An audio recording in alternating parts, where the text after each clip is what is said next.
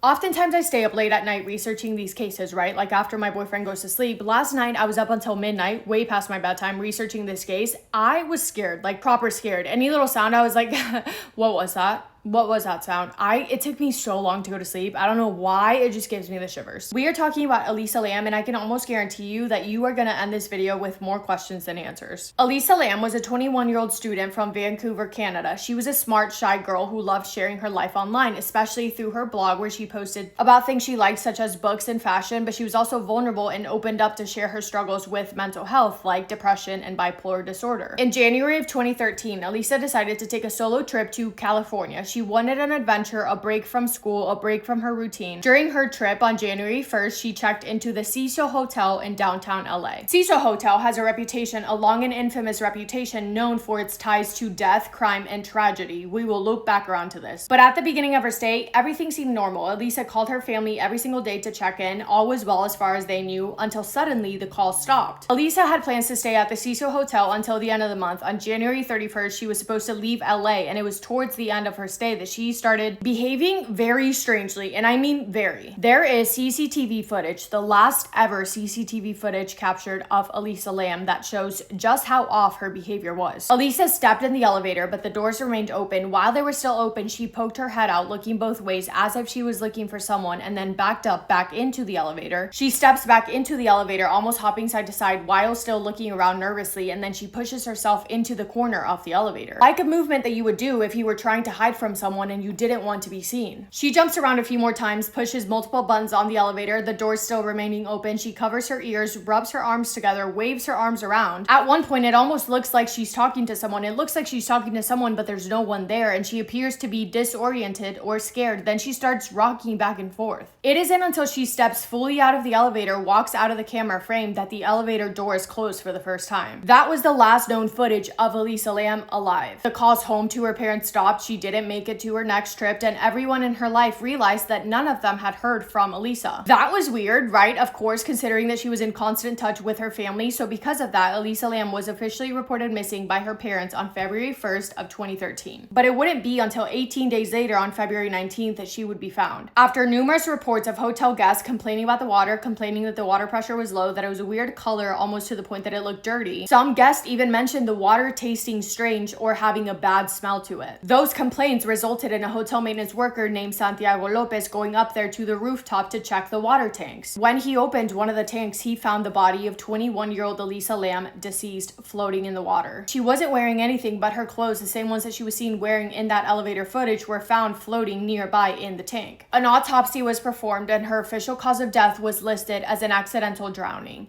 But what do you mean?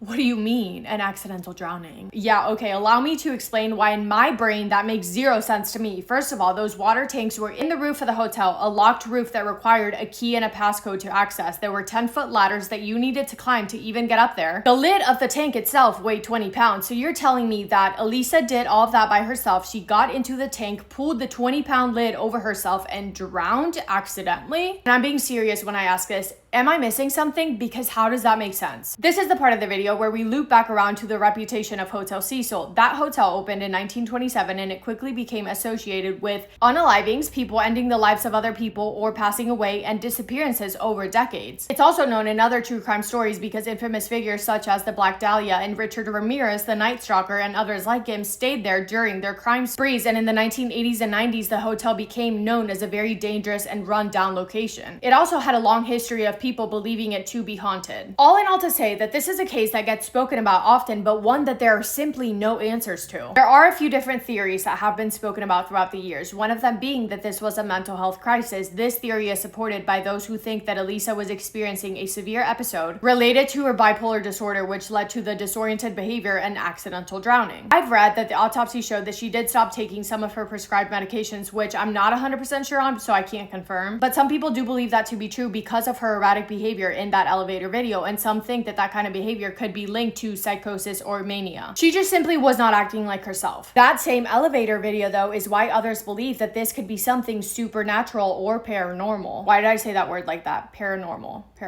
Because it really does look like she's talking to someone or something invisible, and because the history that Hotel Cecil has of people believing it to be haunted. I myself do believe in all that stuff, ghost spirits, all of it. I do think that it's true, and I have my own stories as to why I think that's true. We could talk about that at a later time, but I do believe in ghosts. But even so, a ghost isn't going to take her to the rooftop and put her inside a water tank. And a third belief theory is that there was foul play involved. I think that this is the one that I believe the most, because if it wasn't foul play, it just doesn't make sense. It doesn't add up in my head. There's a chance that someone else was involved and the case was covered up successfully or just poorly investigated. Because how would Elisa have accessed the locked rooftop and lifted the heavy water tank lid without any help? There were no clear fingerprints, no alarms triggered, and no solid evidence of her climbing in. If there was perhaps more evidence, I do believe that the most likely possibility is that she was being chased by someone, hence her behavior in the elevator video, and I believe that someone took her life and placed her body in the water tank. I just think that that makes the most sense, but even then, that still doesn't fully add up because her autopsy showed no signs of trauma. I don't know, it scares me, it stresses me out. If someone loses their life, especially as an accident, and then it's just kind of case closed, that's it. Anyway, that is all I have for today's video. Let me know what your thoughts are on this case, and I will see you in my next video. I hope you guys are having the best day. If not, go do something to make it the best day. Make somebody happy, and I will see you in tomorrow's video. Massive kiss on the forehead to every single one of you.